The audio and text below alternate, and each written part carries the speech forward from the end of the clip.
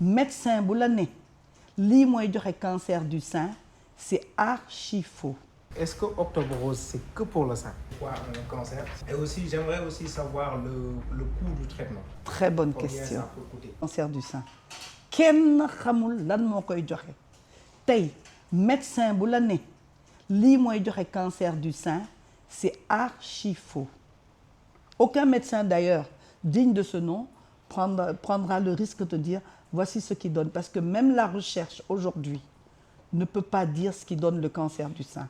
C'est pour ça que on dédie un mois entier au cancer du sein pour faire de la sensibilisation, de l'information, des dépistages.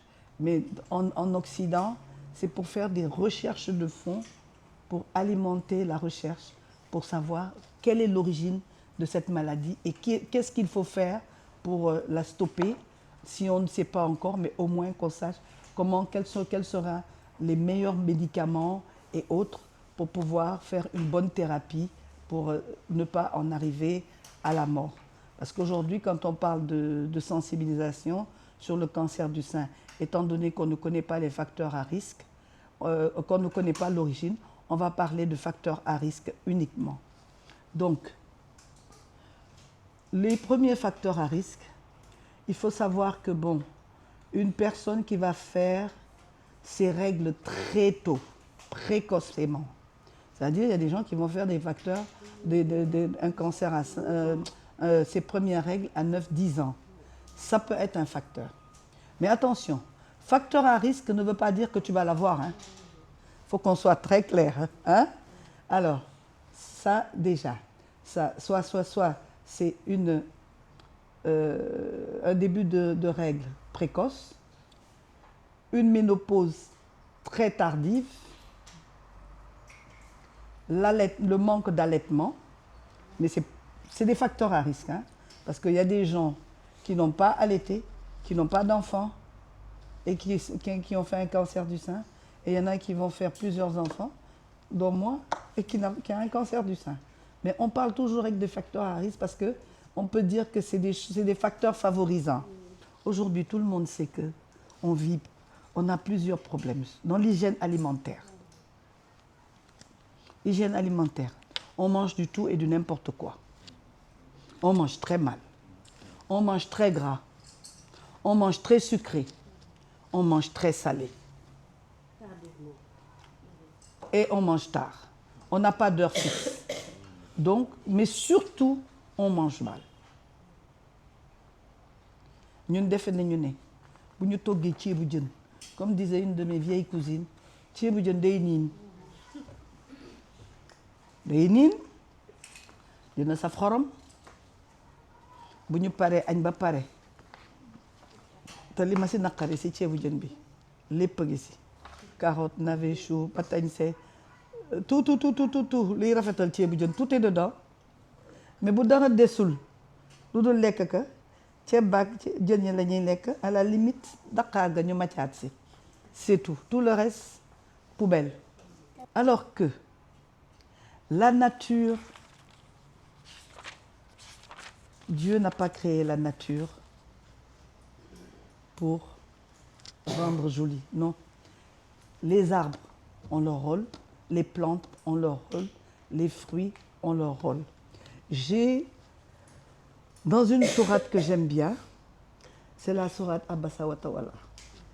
Si vous allez dans la sourate 24, qui est le verset 24 à 31, Allah dit que l'homme considère donc sa nourriture.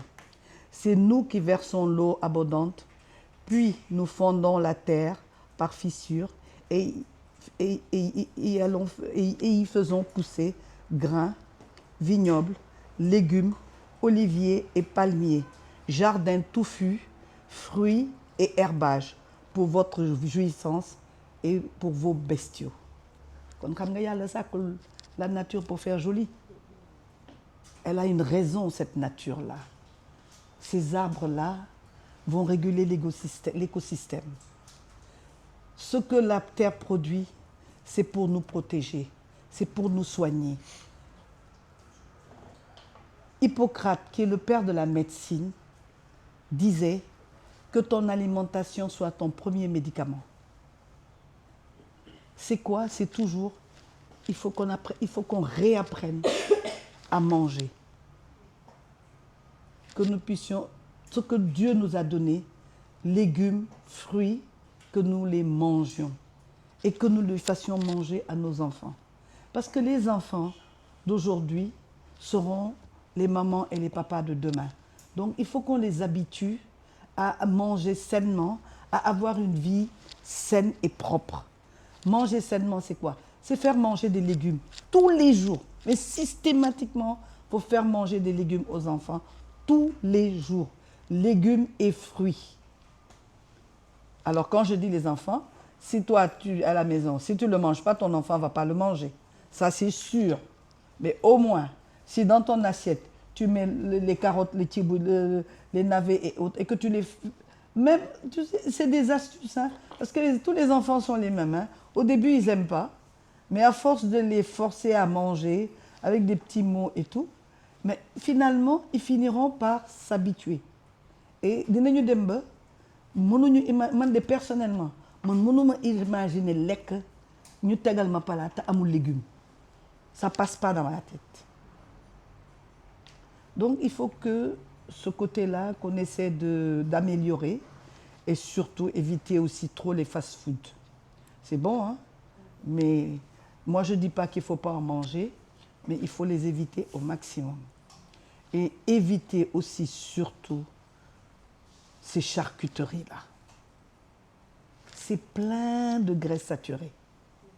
Les charcuteries, si vous voyez là où on les fait, tu te dis non, d'autres m'ont collecté. Tout ça, c'est des tueurs à petit feu.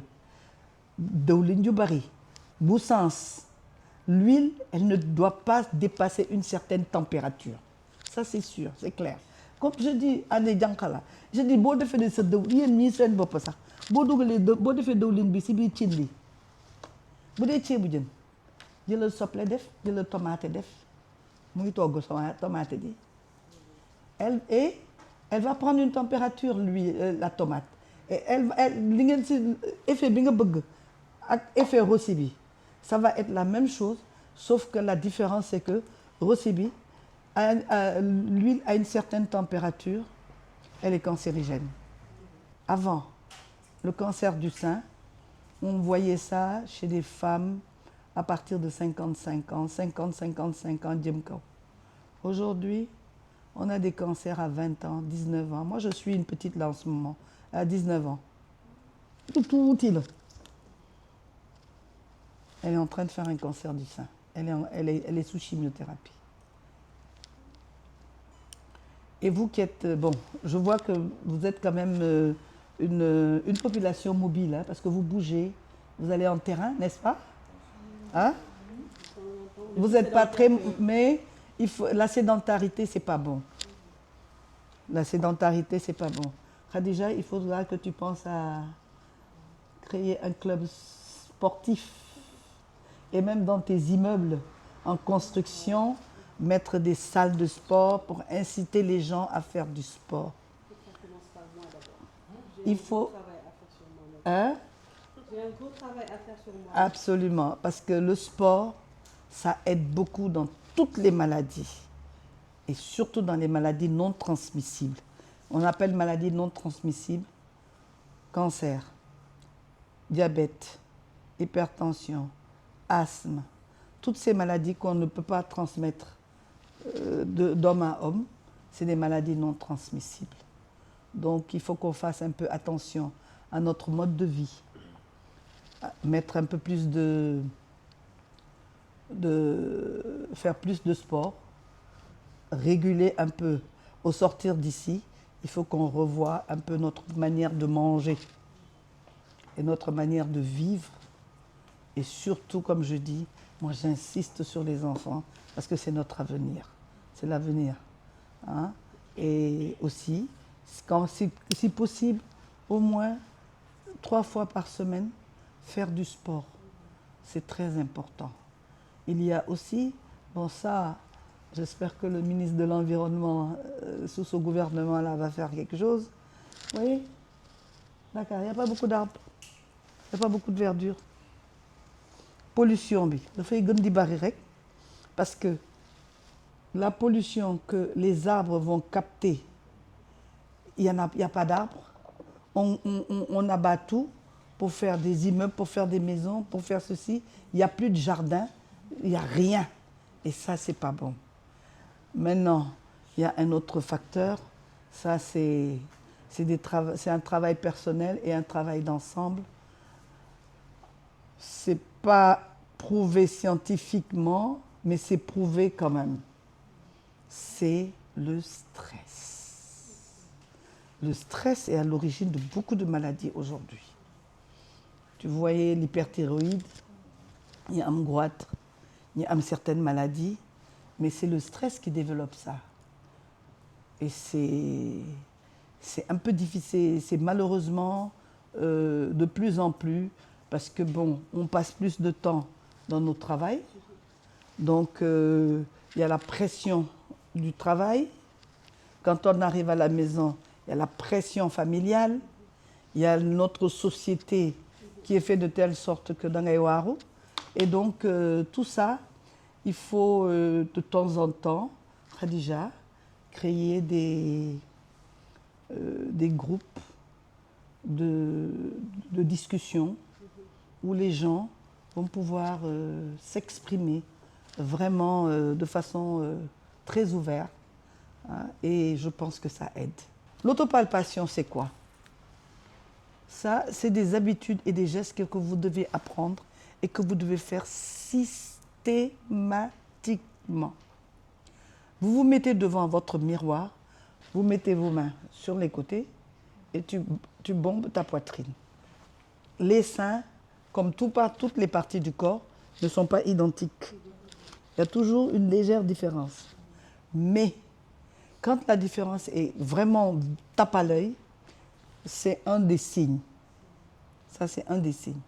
Le deuxième signe, quand vous allez regarder votre sein, si vous voyez une peau d'orange, une partie de ton sein a une peau d'orange, c'est un signe. Ou bien il y a un creux dans ton sein comme ça, tu vois un creux qui est là, comme une fossette, alors qu'une fossette n'a rien à voir dans un sein, tu ne l'avais pas, c'est un signe.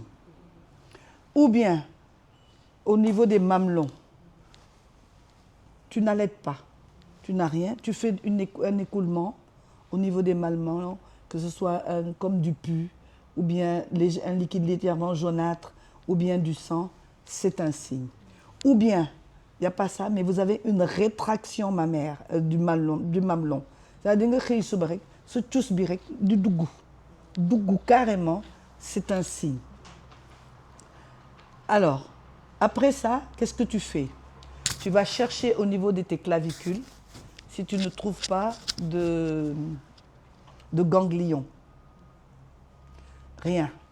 Maintenant, ouais, moi jàkkaar nga jël sa loxo, nga jël sa benn loxo, def ko sur ta nuque comme ça. Et quand la main, et c'est la main droite qui va palper le sein gauche. Et la main gauche va palper le sein droit. Et à ce moment-là, tu plaques, mais tu fais ça. Et tu plaques ta main sur le sein et tu fais des rotations dans le sens de l'aiguille d'une montre.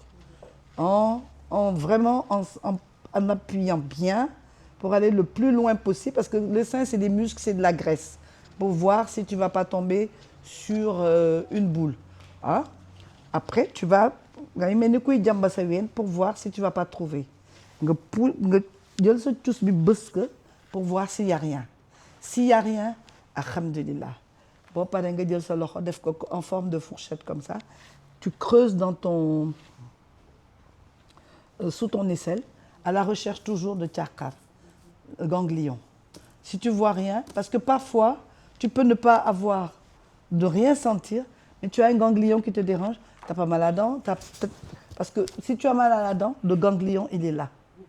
Hein, c'est des sentinelles. Hein, les ganglions sentinelles, il y en a là, il y en a là, il y en a sous l'aisselle, il y en a entre la cuisse et les hauts de cuisse. C'est des points qui vont te dire attention, tu as une inflammation ou tu as quelque chose. Donc, tu finis de faire ça, tu prends l'autre sein, tu finis. Alors, si c'est dans votre cas, tu vois tes règles une semaine après. Parce qu'il ne faut pas le faire avant. Parce que les seins sont encore denses à cette période-là. Hein. Il faut pas le faire, il faut le faire une semaine après. Et ça, je vous le conseille vivement. Vivement. C'est très important. C'est aussi important que de faire une mammographie et autres. Parce que la mammographie, tu vas le faire 1 an, on va te dire il faut revenir dans 2 ans. Mais entre les 2 ans, là, il faut faire des autopalpations. Et ça, il faut le faire systématiquement tous les mois. Bouragal Defco. Et attention, on peut vous voir un nodule. C'est-à-dire une boule. On va faire une biopsie sur la boule.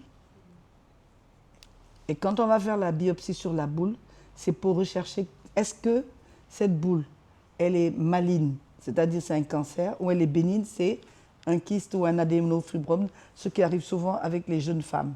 Elles ont parfois des boules, des genres de kystes, mais c'est rien du tout.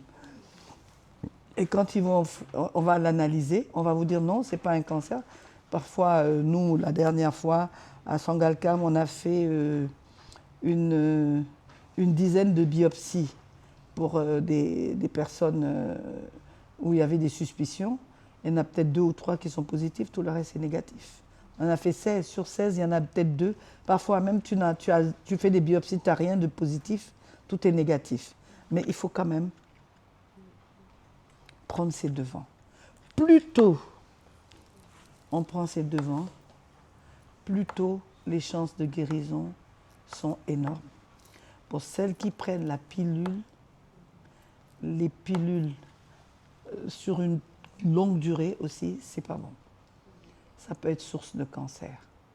Pour celles qui sont à la phase de la ménopause où elles ont des bouffées de chaleur, il ne faut pas prendre de produits, de suppléments, d'hormones et tout, parce que ça aussi, ça peut donner le cancer du sein. Tout ça, c'est des facteurs à risque. Mais rien n'est précis. Il faut qu'on soit clair. Hein? Rien n'est précis. Facteurs à risque. On ne parle que de facteurs à risque. Je suis venu au moment où vous expliquiez un peu c'est quoi un cancer, s'il y a la possibilité de revenir très rapidement là-dessus.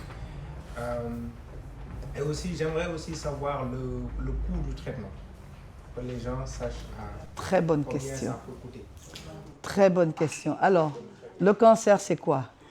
Dama koy tënk ci wolof. Cellule, ci yow la bokk. Lu bokk ci yow la. Mooy soppeeku, soppi doxalin, di wut ñu mu àndal pour tasaaroo ci sa biir yaram ngir faagaagal la. Loolu mooy cancer. Lu looy jëlee ci biti dara. Loolu mooy cancer. Le cancer, c'est nous qui développons le cancer. Le cancer ne vient pas à nous. C'est nous qui le développons.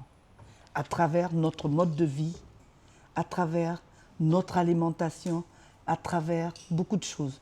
Mais principalement notre mode de vie et notre alimentation.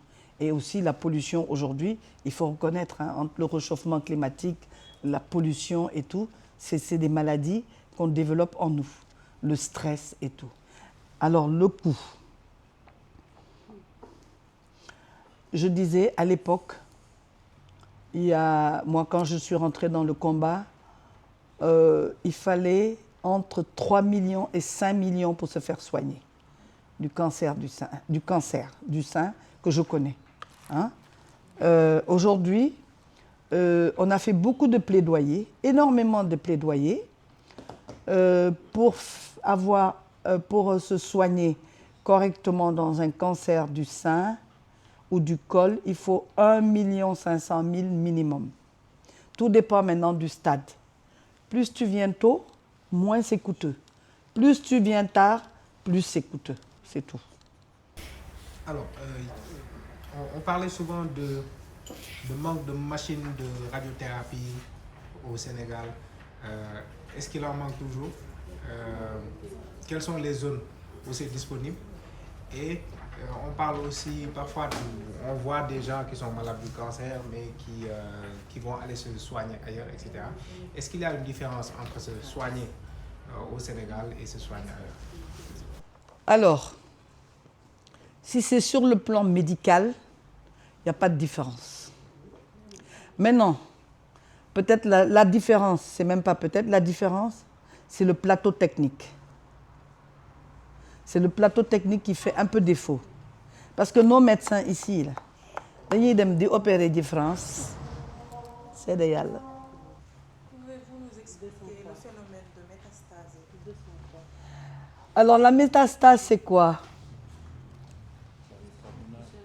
Ça part d'un point, par exemple dans le sein, si on dit un cancer est métastasé, la partie la plus proche du sein, c'est quoi? C'est les poumons ou les os? Les os. Oui, non, c'est les deux. Ça peut passer dans les poumons, comme ça peut passer dans les os. Et voilà. Mais la métastase la plus dangereuse, c'est quand ça monte dans le cerveau. Ça, c'est... En général, les gens ne s'en sortent pas. Juste une petite question. Oui. Est-ce que Octobre Rose, c'est que pour le sein? En principe, c'est que pour le sein. On ne dit pas Octobre Rose pour le cancer du col. Ok. C'est le sein. Dans le monde entier, on parle que du sein. Ok. Mais nous, en Afrique, ñoo ci toftafal le col parce que c'est un cancer qui nous fatigue. Et je vous dirai pourquoi. Mais sinon, cancer du sein, c'est le cancer, le mois d'octobre est vraiment que pour l'information, sensibilisation, dépistage, recherche de fonds pour le cancer du sein. C'est uniquement pour le cancer du sein. Oui. C'est le premier cancer et c'est le cancer où il y a le taux de mortalité dans le monde entier est le plus élevé. Ensuite viendra le cancer du foie. Et ici au Sénégal, c'est le cancer du sein. Ensuite le cancer du col. Et ensuite le foie. Et je pense la prostate. Ouais. Mais les 3 premiers cancers, c'est sein, col, foie. Est-ce que c'est la maladie avec le taux de mortalité le plus élevé? Non. Généralement, Non. quand on parle Non. des maladies. Non. Le palu tue plus que le cancer? Le palu tue plus que le cancer.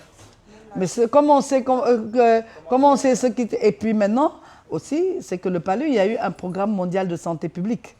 C'est maintenant qu'on commence à insérer les cancers, le cancer du sein et du col dans des programmes de santé publique. Mais l'OMS n'avait jamais considéré ça comme une maladie de santé publique. On vous remercie d'être passé. Parce que je sais que ce mois, vous avez tellement de choses à faire. Là, ça va les encore. autres mois, mais surtout ce mois, Ouais. c'est votre mois. Ouais.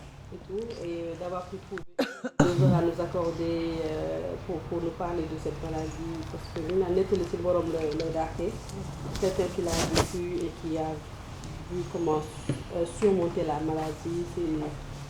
On n'aurait pas pu trouver une meilleure personne pour ça, et on vous remercie vraiment d'avoir pris le temps de nous impliquer dans tout ça. Et puis nous, derrière, chacune d'entre nous devra être une ambassadrice qui va porter le combat autour d'elle, en parler. Vous voulez faire un canal, même une discussion avec le personnel de maison. Est-ce qu'il n'y a pas de est-ce que et pourquoi pas faire des actions, parce que dans le cadre de notre RSE, il y a pas mal de choses qu'on peut faire et tout. C'est peut-être des choses qu'on peut faire à titre personnel, mais pourquoi pas carrément le faire dans le cadre de l'entreprise, parce que ça aura peut-être un peu plus d'impact et tout. Et c'est notre manière de faire un peu de giving back à la société, voir des choses comme ça qui sont importantes, où les gens ont des besoins spécifiques, voir comment alléger, soulager. Voilà. Bonjour, c'est pas forcément financier, mais dépasser de la présence humaine, de la chaleur humaine, c'est tout. Il faudra qu'on réfléchisse à comment continuer à accompagner Tata Mame Diarra dans ce qu'elle fait. Parce que vous la voyez, c'est une jeune dame âgée et tout, mais qui est tellement sawar njaxlaf ci li muy def. Donc alors que nous on est jeunes, on a peut-être plus d'énergie et on doit vraiment voir comment l'aider de plus en plus et parler de la maladie, de la prévention, ne pas casser le mythe quoi. Encore une fois, merci Khadija d'avoir accepté d'être le visage de la lutte contre le cancer durant cette année-là. Et j'espère que ça va inspirer beaucoup de jeunes à sensibiliser, parce que le but c'est de sensibiliser et de faire comprendre que c'est une maladie qui est là et que ça n'atteint pas, ça ne touche pas que les autres. Et ça peut, aujourd'hui, à tout âge, on peut avoir un cancer du sein. Voilà. Encore une fois, merci pour l'attention que vous avez portée à cet échange. Et j'espère qu'elle sera, que vous saurez vous l'approprier. Donc, on se donne rendez-vous l'année prochaine. Je vais voir si les choses sont bien rentrées et si on les pratique.